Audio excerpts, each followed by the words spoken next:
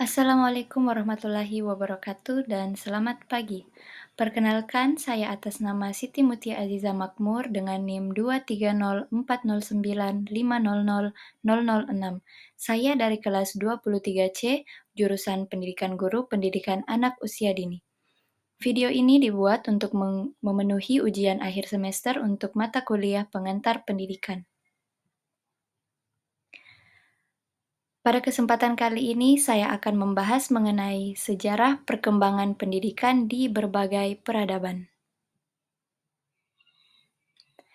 Adapun poin-poin yang akan saya rincikan yaitu A. Perkembangan pendidikan pada masa klasik, B. Perkembangan pendidikan pada masa Romawi, dan C. Perkembangan pendidikan pada masa Mesir Purba.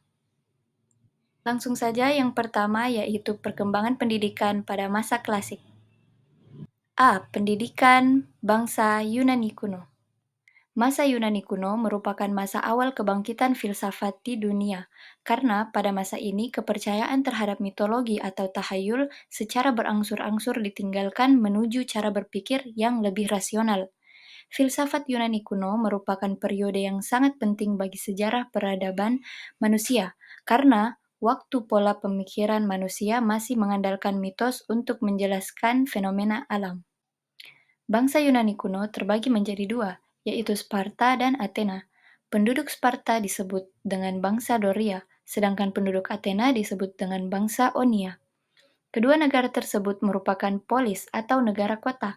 Sparta dengan ahli negaranya Lycurgus, sedang Athena dengan ahli negaranya yaitu Solon. Pada kedua negara tersebut, terdapat perbedaan mendasar dalam hal dasar pendidikan, tujuan pendidikan, serta pelaksanaan pendidikan dan pengajaran. Selanjutnya kita akan membahas mengenai pendidikan bangsa Sparta. Pendidikan Sparta didasarkan pada dua asas, yakni anak merupakan milik negara dan membentuk serdadu-serdadu pembela negara serta warga negara. Arah dan tujuan pendidikan di Sparta ialah pendidikan jasmani serta pembentukan jiwa patriotik. Pendidikan Sparta diselenggarakan oleh negara dan yang berhak mendapatkan pendidikan hanyalah warga negara Sparta yang merdeka. Anak-anak Sparta yang cacat dan lemah dibunuh atau dilemparkan dari atas batu besar di pegunungan Tigetos. Mereka dibiasakan untuk menahan lapar, tidur di atas bantal rumput, dan pada musim dingin hanya memakai mantel yang biasa. Hal ini dilakukan agar anak terbentuk jiwa patriotiknya dan juga sifat-sifat yang memang harus dimiliki oleh tentara seperti keberanian, ketangkasan, kekuatan, disiplin, serta cinta tanah air. Selanjutnya yaitu pendidikan Athena. Pendidikan di Athena lebih menekankan keharmonisan. Tujuan pendidikan dari Athena yaitu membentuk warga negara dengan jalan pembentukan jasmani dan rohani yang harmonis atau selaras. Disinilah muncul banyak ilmu pendidikan di sekolah seperti gimnastik, musik, puisi, teater, dan sastra. Selanjutnya, kita akan membahas mengenai ahli pendidikan Yunani kuno. Pertama, Pitagoras. Tujuan pendidikan dari Pitagoras adalah membentuk manusia susila dan beragama.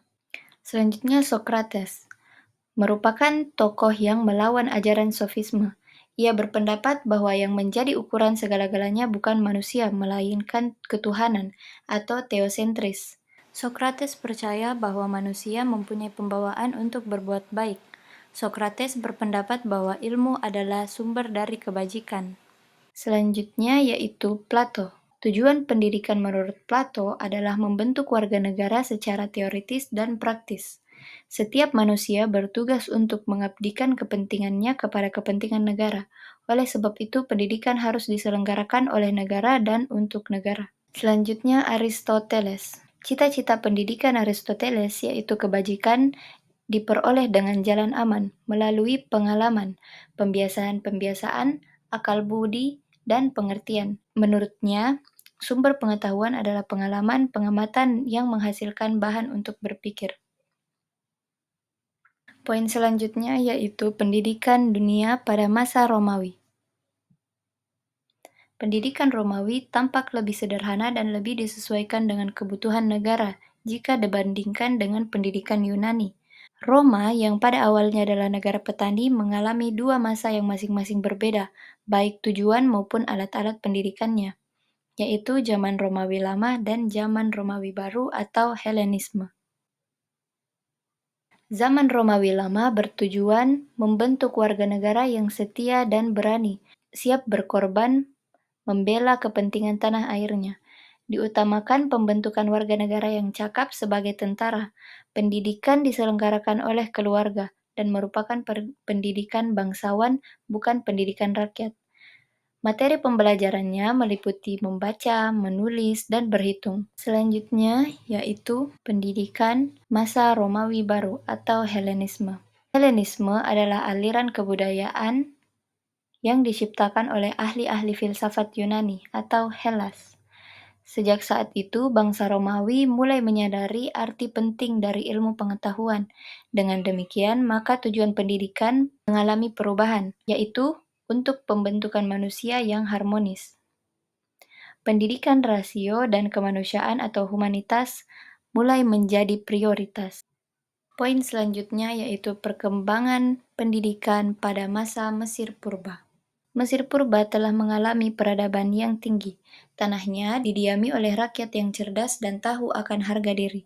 Penduduknya terdiri dari beberapa golongan yang masing-masing mempunyai tugas hidup sendiri-sendiri atau pembagian kasta. Kasta yang paling berkuasa ialah kasta pendeta. Pada tahun 31 sebelum Masehi, Mesir menjadi suatu bagian dari negara Romawi. Agamanya adalah politeisme atau menyembah banyak dewa.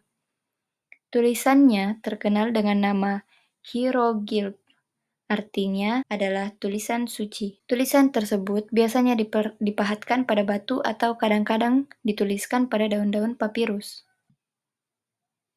Ciri-ciri pendidikan pada masa Mesir Purba. Pertama, yaitu sumber pengetahuannya ialah kumpulan-kumpulan nyanyian, pujaan pada dewa-dewa.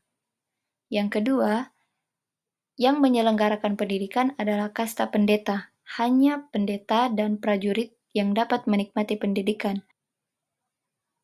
Tujuan pendidikan pada masa Mesir Purba. Pada masa itu, tujuan pendidikan yaitu bersifat susila keagamaan.